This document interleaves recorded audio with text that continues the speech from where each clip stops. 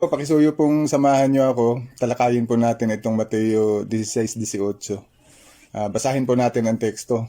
Ang sabi, sinasabi ko rin sa iyo, ikaw si Pedro at itatayo ko sa batong ito ang kongregasyon ko at hindi ito matatalo ng libingan. Sinabi po ni Jesus kay Pedro ang mga salitang yan na mababasa sa nabanggit na teksto. Pinag-aagawan po ng mga relihiyosong grupo sa ngayon ang teksto na yan. Inaangkin nila na ang kanilang relihiyon daw ang sinasabi ni Jesus na itatatag niya ayon sa nabasang teksto. Pero ang tanong, talaga bang nagtatag si Jesus ng bagong relihiyon nang sabihin niya kay Pedro ang mababasa sa nasabing teksto? Kung halimbawang nagtatag nga siya na isang bagong relihiyon ng panahong iyon, siguradong hindi na po mapapabilang sa bagong relihiyon na kanyang itatatag ang mga lingkod ng Diyos noong una, gaya ni na Enoch, Noe, Abraham, Isaac, Jacob, Moises, David at marami pang iba, dahil mga legit po silang mga lingkod ni Jehovah at si Jehovah po ang Diyos na kanilang kinikilala at pinaglilingkuran. Sinabi ni Jehovah mismo kay Moises ayon sa Exodo 3:6, ako ang Diyos ng iyong ama, ang Diyos ni Abraham, ang Diyos ni Isaac at ang Diyos ni Jacob.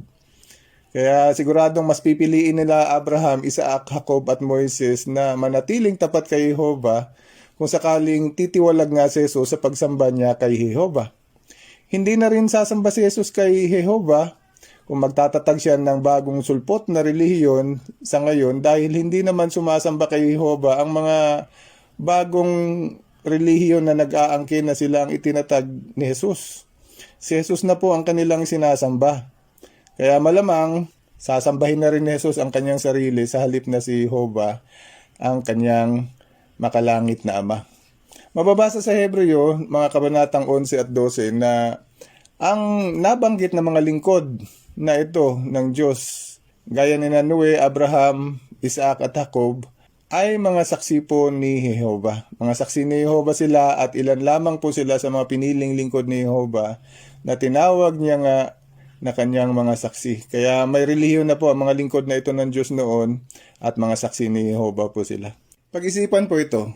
Sinabi ni Jesus tungkol kay Moises ayon sa Lucas 20:37, ang sabi, tinawag niya si Jehovah na Diyos ni Abraham at Diyos ni Isaac at Diyos ni Jacob.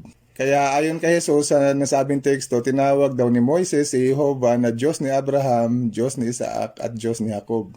Ano po ang punto? Ito po ang punto.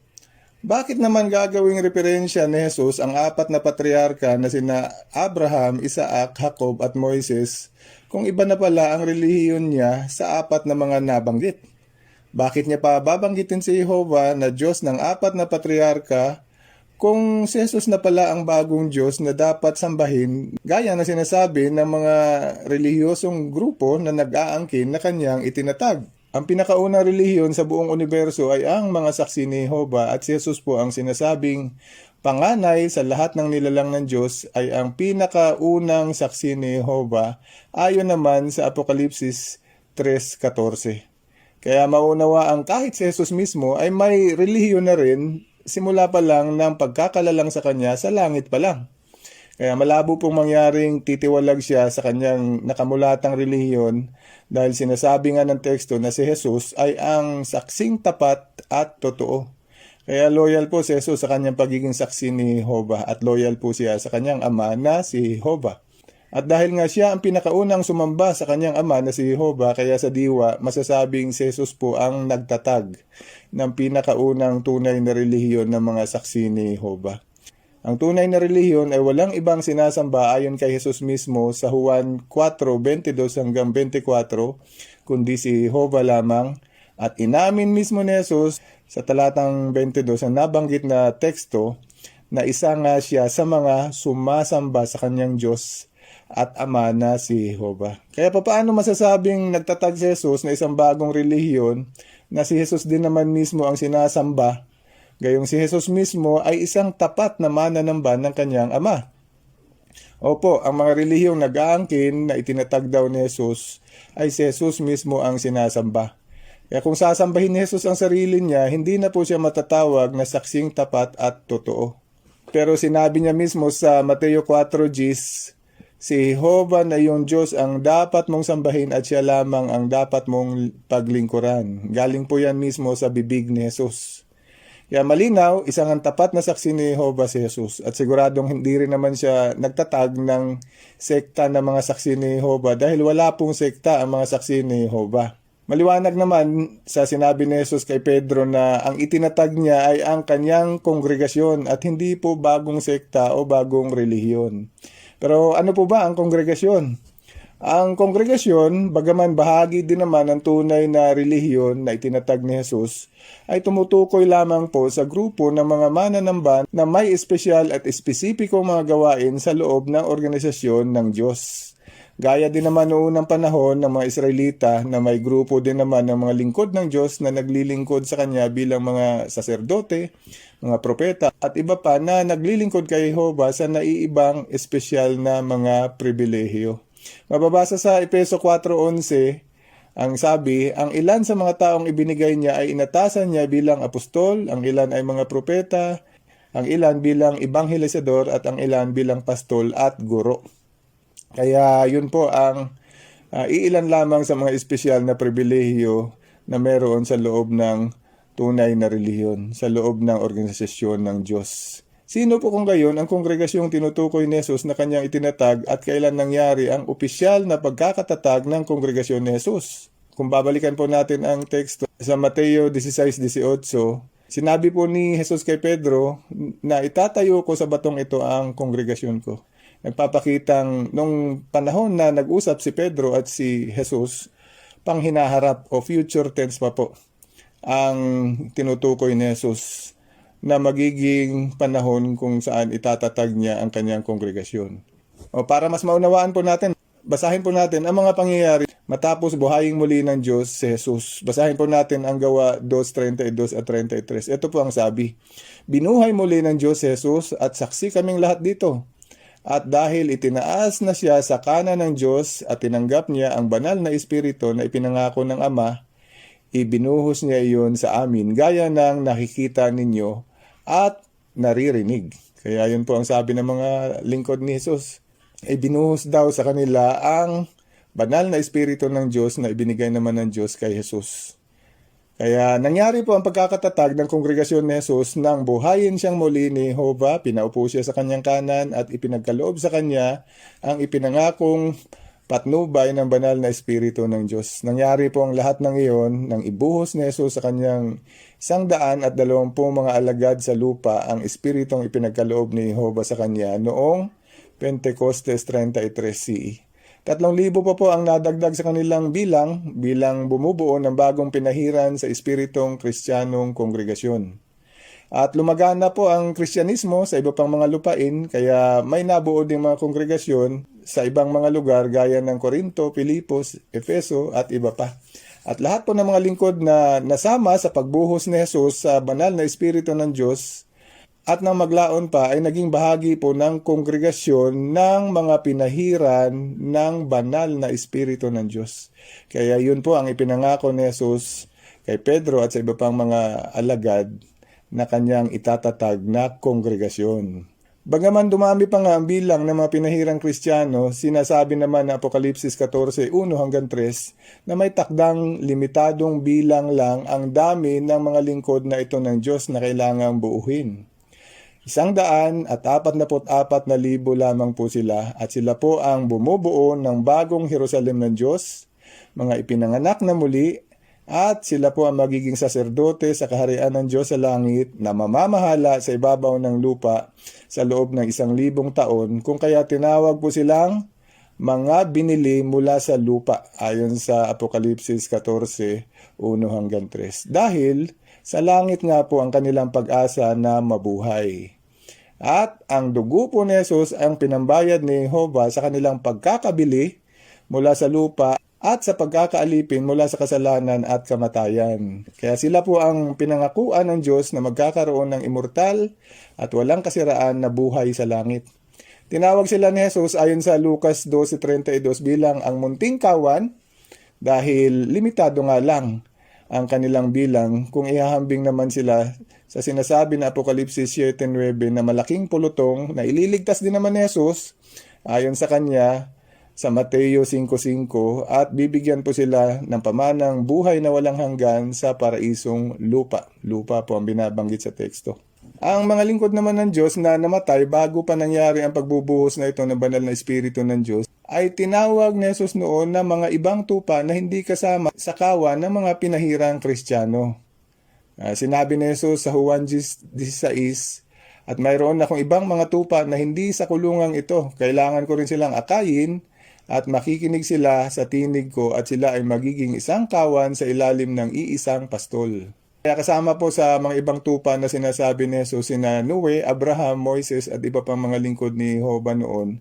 Bago pa bumaba si Jesus sa lupa, yamang sinabi ni Jehovah ayon sa Kolosas 1:16 na ang lahat ng iba pang bagay ay nilalang sa pamamagitan niya at para sa kanya. Kaya para kay Jesus po ang lahat ng mga lingkod ni Jehovah. At pag-aari na rin ni Jesus ang mga nasabing lingkod ng Diyos na iyon kahit hindi pa po sila napasama sa mga binili ng dugo ni Jesus, pero kasama po sila sa mga tinubos naman ng dugo ni Jesus upang magkaroon ng buhay na walang hanggan. Kaya meron pong pagkakaiba pag sinabing binili ng dugo ni Jesus at ang tinubos ng dugo ni Jesus.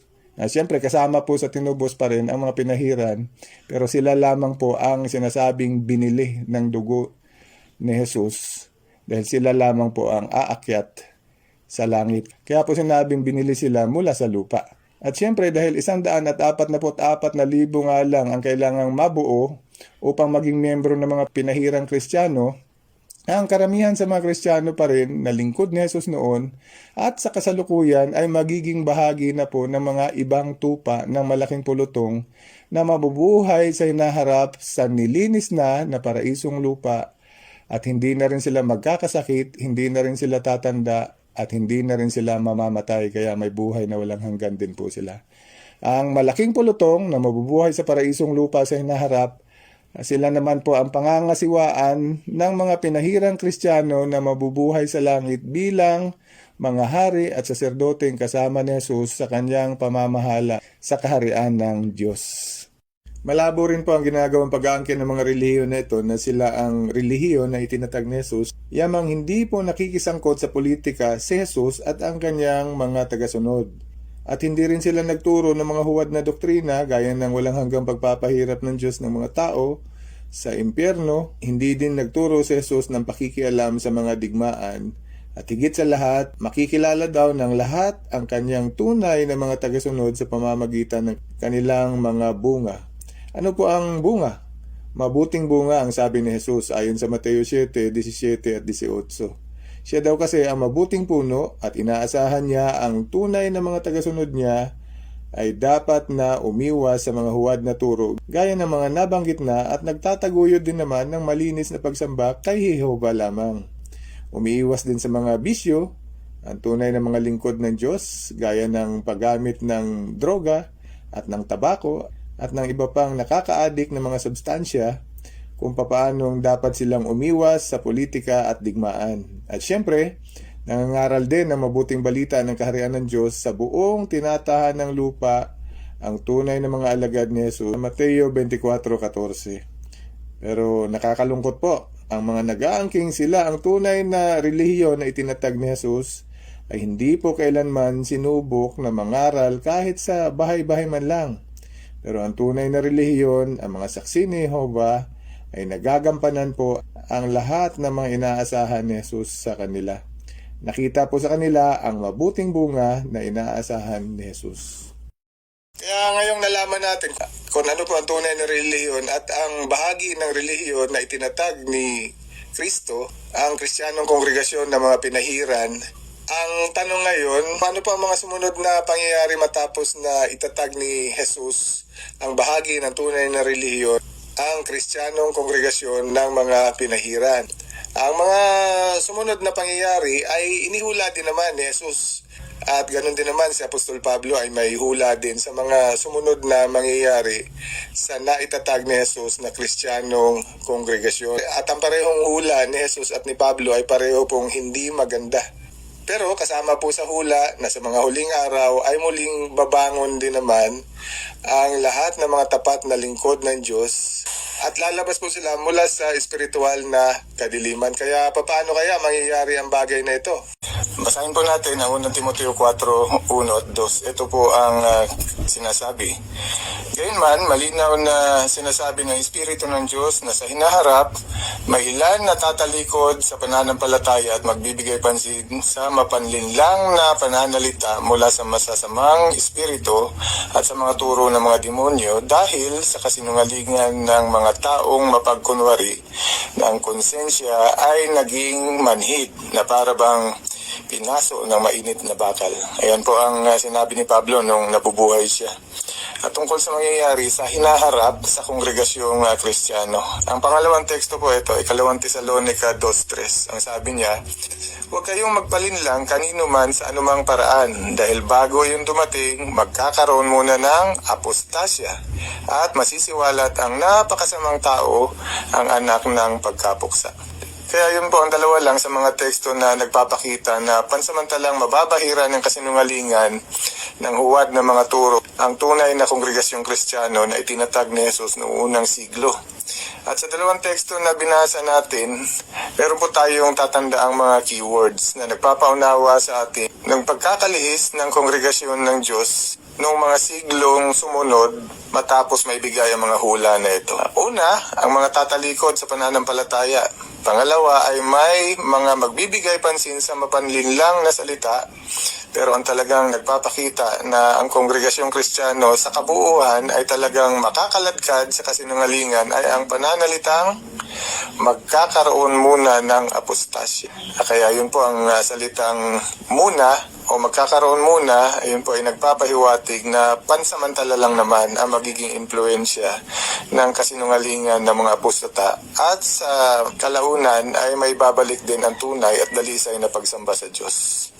Ang pananalita ni Pablo na mayroon daw mga tumalikod ay nagpapahiwatig na sa pasimula ay tumanggap ang mga taong ito ng katotohanan. Subalit mas pinili nilang tanggapin ang mga huwad na turo para sa pansariling pakinabang sa bandang huli. Ang salitang tumalikod ay nagpapakitang sinadya nilang iniwan ang katotohanan at bumaling sa apostasya. At ang salitang apostasya ay nagpapahiwatig ng pagsalungat o paglaban sa katotohanan o paglaban sa iniwang turo ng isa na nagtatag ng kongregasyon, si Jesus. Kaya upang maunawaan kung sino ang mga tumalikod na ito, dapat malaman din natin ang dalisay na turo na nagmumula sa Diyos na kanilang tinalikuran. Pansinin din na binabanggit ni Pablo ang mga apostata ay manlilinlang sa iba sa kongregasyon na magtuturo ng mga turo ng mga demonyo dahil sa kasinungalingan ng mga taong mapagkunwari. Ang sabi na ang konsensya daw ay naging manhid na para bang pinaso ng mainit na bakal. Kaya kumapal yung kalyo, manhid na. Kaya ang tanong ngayon, ano ang mga turo ni Jesus at ano ang bersyon naman ng mga turo ng mga demonyo na taglay ng mga apostata? Yun po ang paghahambingin natin. Una, ang pag-aangkin ng maraming relihiyon na sila talaga ang kongregasyong itinatag ni Kristo at sila ang tunay na relihiyon. Halos lahat po ng relihiyon nag-aangkin sila ang itinatag ni Kristo, sila ang tunay na relihiyon. Paano naman masasabing natapos o matatapos din sa wakas ang apostasya at maibalik o naibalik ang tunay at dalisay na pagsamba na sinimulan ni Jesus at ng kanyang mga tagasunod noong unang siglo? Sige po, talakayin natin. Una, ang pagka-Diyos. Ang nagtatag ng Kristiyanong kongregasyon mismo na si Jesus ay nagturo na ang nag-iisang tunay na Diyos ay ang kanyang ama, si Jehovah. Ang mga teksto po na pwede niyo sundan ay Juan 17:3, ang Mateo 4:10, Mateo 6:9 at 10. At marami pang iba actually na pwede magpatunay na hindi lang sinabi ni Jesus na ang ama lang ang dapat sambahin, ginagawa niya pa mismo ang bagay na ito bilang ehemplo sa kanyang mga tagasunod ng dalisay na pagsamba kay Jehovah ang kanyang ama. Kumusta naman ang mga turo ng maraming reliyon tungkol sa bagay na ito? Nakakalungkot, lantaran po ang kanilang pagsuway kay Jesus. Nagbabakasakali sila na pag si Jesus na mismo ang kanilang sasambahin ay magiging okay lang ang lahat, pero maling-mali po yun. Isang napakalaking paglabag po sa utos ni Jesus, si Jehovah lamang na iyong Diyos ang dapat mong sambahin. Mateo 4:10. Kaya ang mga sumasamba kay Jesus na mga nagbabakasakali na maawa si Jesus sa kanila dahil siya ang sinasamba niya, sinabi niya sa Mateo 7:23, hindi ko kayo nakikilala, masama ang ginagawa ninyo, lumayo kayo sa akin.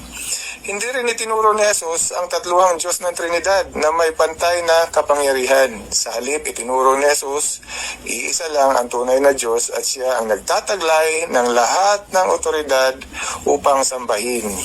Unang Korinto 15:27 at 28. Kumusta ang pagsusunog ng tao sa impyerno? Itinuro ba ni Jesus? Isa ba itong doktrina na galing sa Diyos? Ang sagot, hindi po. Sinasabi ng Jeremias 7:31, ang pagsusunog ng tao ay hindi pumasok sa puso ng Diyos. Itinuro ni Jesus at ng kanyang mga tagasunod na ang Diyos ay hindi malupit, sa halip siya ay Diyos ng pag-ibig, awa at isang Diyos ng hustisya. Hindi rin nakikisawsaw sa politikal na mga kaayusan si Jesus at ang kanyang mga tagasunod. Sa halip ay sinabi ni Jesus mismo sa kanyang mga alagad sa Juan 15:19, hindi kayo bahagi ng sanlibutan. Kaya ang tunay ng mga tagasunod ni Jesus noon at ngayon ay dapat umiwas sa napakaruming kaayusan ng sanlibutan sa politika. Hindi rin ni minsan nagturo si Jesus ng doktrina ng purgatorio. Wala po tayong mababasa noon sa Biblia. Maliban lang sa mga idinagdag na mga apokripang akda na Macabeo, Tobit, at iba pang tinuturing nila na bahagi daw ng Biblia pero napatunayan naman na mga huwad. Idagdag pa natin ang pagsamba sa mga santo, pagsamba kay Maria, ang binyag sa mga sanggol at iba pa. Kaya napakarami pong ipinasok sa kongregasyon ng Diyos ang mga apostolang ito. Dapat natin pag-ingatan ang ating sarili dahil baka mawala ang pagsang-ayon ng Diyos sa ating gawang pagsamba. Ang pinakauna at pinakamalaking bahagi po ng apostasya na nangyari sa loob ng Kristiyanong kongregasyon ay ang ginawang pagsulong ng grupo ng mga tao sa loob ng kongregasyon ni Jesus upang baguhin ang pangalan ng kongregasyon para maging ang Romano-Katolikong simbahan. O kaya kung matatandaan din natin, sinabi ni Apostol Pablo, ang mga apostatang ito ay nanlilinlang, gumagamit ng mga pananalita ng panlilinlang. Tingnan natin kung totoo ba ang pag-aangkin ng simbahang Romano-Katoliko na sila ang kongregasyon na itinatag ni Kristo mismo. At meron pa silang pag-aangkin na si Pedro ang siyang unang Santo Papa. Kaya kung totoo ang pag-aangkin, ibig sabihin, Katoliko po si Jesus. Pero kung hindi, tingnan natin kung ano ang talagang tunay na relihiyon ni Jesus. Pansinin po ang sinasabi ng history book na The Moody Handbook of Theology. Ito po ang sabi.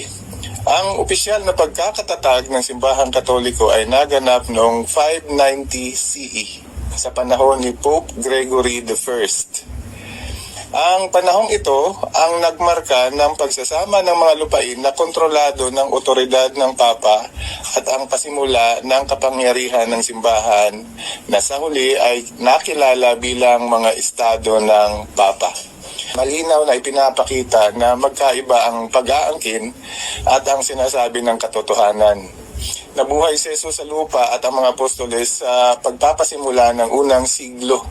Samantalang opisyal na naitatag ang simbahang Katoliko noong malapit nang matapos ang ika-5 siglo. Kaya mga 500 taon pa matapos namatay ang pinakahuling apostol na si Juan, saka pa lang po naitatag ang simbahang Katoliko. At sinasabi pa ng aklat na ang naging unang Santo Papa ng simbahan ay si Pope Gregory I at hindi naman si Apostol Pedro. At samantalang itinatag ni Kristo ang kanyang Kristiyanong kongregasyon sa prinsipyo ng pag-ibig, nangyari naman ang pagkakatatag ng simbahang Katoliko kasama ang maraming pagdanak ng dugo Marami ang namatay at pinatay dahil sa kanilang puwersahang pangungumberte. Kaya ang magulong kalagayan ng simbahan ay malayong-malayo sa mabait at may biging personalidad ni Jesus na kanilang inaangkin na siyang nagtatag ng simbahang Romano-Katoliko. Walang ibang mapagkakatiwalaang basihan kung tama o huwad ang Katoliko, kundi ang mga aral at turo din mismo ni Jesus. Tutugma kaya ang paniniwala ng simbahang Katoliko sa mga aral at turo na itinatag ni Jesus kasama ang kanyang kongregasyon. Kasabay ng paglitaw ng Katolisismo ay nagbago rin ang mga dating malinis na turo ng Kristyanismo at naging biglang marumi ang mga doktrina gaya ng impyerno, purgatorio, trinidad, walang kamatayang kaluluwa, pagbibinyag sa mga sanggol at marami pang ibang turo na hindi naman suportado na salita ng Diyos. Mga doktrina ng kasinungalingan na sa halip na baguhin at iayon sa orihinal na turo ng Biblia dahil kitang-kita naman na mali, ay ayun, pinanindigan na lang at pinilipit pa ang kasulatan, ang salita ng Diyos upang magmukhang kaayon sa kanilang huwad na mga turo. Ang totoo, ang pagsasabing Katoliko ang relihiyong itinatag ni Jesus ay isang kalapastanganan. Bakit natin nasabi? Kasi wala namang sinasabi sa Biblia na nagtatag si Jesus ng relihiyon at tinawag niya itong Romano-Katoliko. At hindi rin mababasa kahit minsan lang ang salitang Katoliko. Isipin po ito, kung ang nagpapatay kay Jesus ay ang mga iskriba, Pariseo at mga Romano, bakit naman niya tatawaging Romano-Katoliko ang kanyang kongregasyon? Bakit ka naman Romano-Katoliko kung hindi ka naman Romano? Pero, paano nga ba nabuo ang mga huwad na relihiyon na ito kasama na ang Katoliko? Buhay pa po si Jesus, alam niya na mangyayari nga ang apostasya pagkamatay ng kanyang mga apostoles. At sila, ang mga apostata, ang papalit sa kanila na magpapasok sa kanyang kongregasyon ng mga turo ng kasinungalingan. Pansinin ang kanyang makahulang ilustrasyon sa mga huwad ng mga apostol na pinagmumulan ng mga sekta ng mga nag-aangking Kristiyano. Mababasa natin sa Mateo 13:25 hanggang 28 na ang sabi, habang natutulog ang mga tao, ibig po sabihin na ito, nang matulog sa kamatayan ang mga apostoles, ulitin ko po, habang natutulog ang mga tao, dumating ang kaaway niya at naghasik ng panirang damo sa gitna ng trigo at umalis. Nang tumubo at namunga ang trigo, lumitaw rin ang panirang damo. Kaya ang mga alipin ng may-ari ng bukid ay lumapit sa kanya at nagsabi, Panginoon, hindi ba mainam na binhi ang inihasik mo sa bukid mo? Paano ito nagkaroon ng panirang damo? Sinabi niya sa kanila, isang kaaway ang gumawa nito. Kaya yan, napakalinaw sa ilustrasyon ni Jesus. May dumating na kaaway nang mamatay ang mga apostol. Alam natin, ang kaaway ni Jesus, pasimula pa man ng kanyang ministeryo ay tinukso na siya ng dyablo, kaya ang kaaway ni Jesus ay si Satanas na dyablo at syempre meron siyang mga ginagamit na mga tagasunod. Kaya pagkamatay ng mga apostol, pumasok nga ang mga kaaway na ito at naghasik ng panirang damo. Kung sinabi ni Jesus na ang binhi ng katotohanan ay gaya ng trigo, siyempre ang panirang damo naman na sumabay sa pagtubo ng trigo ay ang mga huwad na doktrina gaya ng impyerno, purgatorio, trinidad at iba pa. Kaya ang mga relihiyon na ito, kasama na ang Katoliko, ay ang mga kaaway na naghasik ng mga turo ng kasinungalingan. Tamang-tama sa mga relihiyon na ito ang sinabi ni Jesus sa Juan 8:44. Ang sabi, kayo ay mula sa inyong amang dyablo at gusto ninyong gawin ang mga kagustuhan ng inyong ama. Mamamatay tao siya nang siya ay magsimula at hindi siya nanindigan sa katotohanan dahil wala sa kanya ang katotohanan. Nagsisinungaling siya dahil yon ang personalidad niya, dahil isa siyang sinungaling at siya ang ama ng kasinungalingan. Kaya kasama po ni Satanas ang dyablo, ang mga sekta ng mga nag-aangking Kristiyano. Hindi po sila nanindigan sa katotohanan sa turo na nagmumula kay Jehovah, nagmumula kay Jesus. Kaya kasinungalingan po ang kanilang ipinapakalat. Bahagi na personalidad ng dyablo, yan na rin ang naging personalidad ng mga apostatang ito. Sa Gawa 1, 7 at 8, ang sabi, hindi ninyo kailangang alamin ang mga panahon o kapanahunan na ang Ama lang ang may karapatang magpasya. Pero tatanggap kayo ng kapangyarihan kapag dumating na sa inyo ang banal na Espiritu at magiging mga saksi ko kayo sa Jerusalem, sa buong Judea at Samaria at hanggang sa pinakamalayong bahagi ng lupa. Kaya talakayin pa po natin ang 3 punto sa tekstong ito. Unang punto, ang Ama lang ang dapat magpasya. Pangalawang punto, ang mga lingkod ng Diyos ay tatanggap ng banal na Espiritu. At ano ba ang nag-epekto nito sa kanila?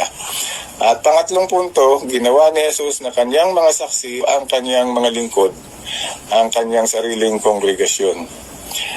Balikan po natin ang unang punto, ang Ama lang ang dapat magpasya. Ang Gawa 15:14 ay nagsasabing kumuha ang Diyos ng mga tao mula sa lahat ng bayan na magdadala ng kanyang pangalan. O kaya wala pong ibang nagdadala ng pangalan ni Jehovah, kundi ang mga saksi ni Jehovah lang.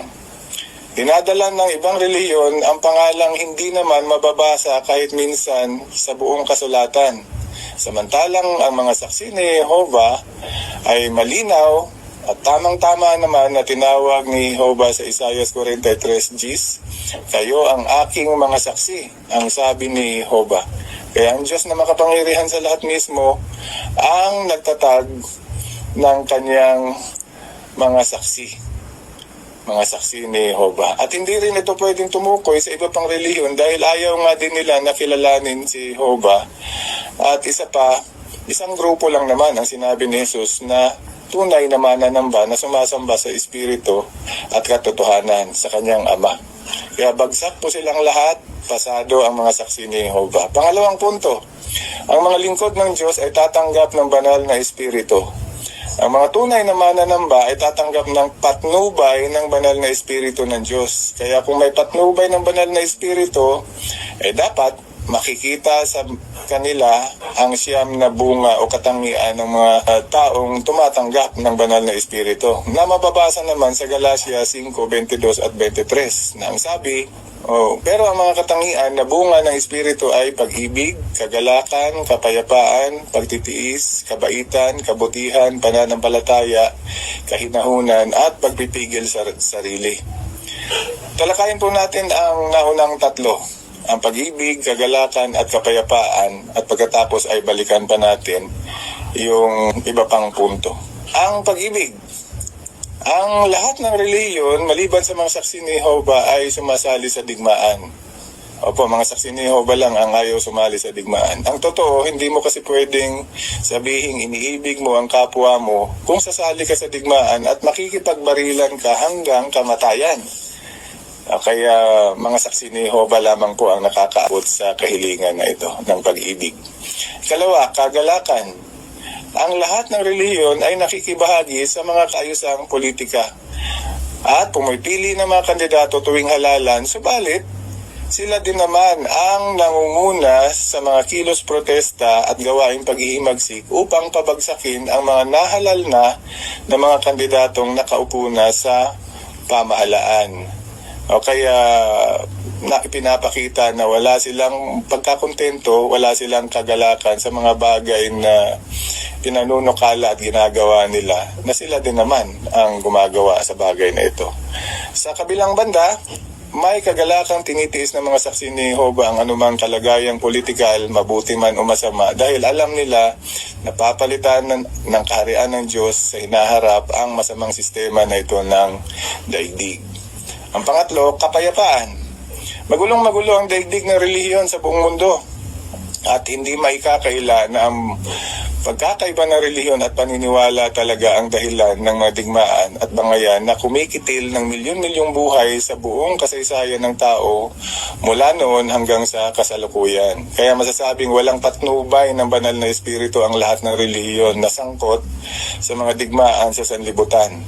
Sa kabilang banda, ginagawang karit na at mga araro ng mga tunay na lingkod ng Diyos, ang mga saksi ni Jehovah, ang kanilang mga kasangkapang pandigma Nakaayon naman sa hula ng Isaias 2, mga talatang 2 hanggang 4. At samantalang napupuot sa isa't isa ang mga magkakaiba ng relihiyon at paniniwala, mahal naman ng mga saksi ni Jehovah ang kanilang kapwa, anuman ang kanilang lahi at pinagmumulan. Yan po ang dahilan kung bakit kumakatok sila sa inyong pintuan upang ibahagi sa inyo ang tumpak na kaalaman at kamtan ang kaligtasan. Ngayon, balikan po natin ang pangatlong punto sa Gawa 1:7 at 8 na sinasabing ginawa ni Jesus ang kanyang mga alagad na kanyang mga saksi at hindi paano pa mang ibang relihiyon. Isipin po ito. Ang kahulugan ng salitang saksi o testigo ay isang individual na makapagbibigay ng patotoo. O kaya ginawa niyang mga saksi ang kanyang mga tagasunod, ang kanyang mga lingkod upang magpatotoo sila na si Jehovah ang Diyos na makapangyarihan sa lahat at si Jesus ang kanyang isinugo sa lupa upang ganapin ang kanyang banal na kalooban.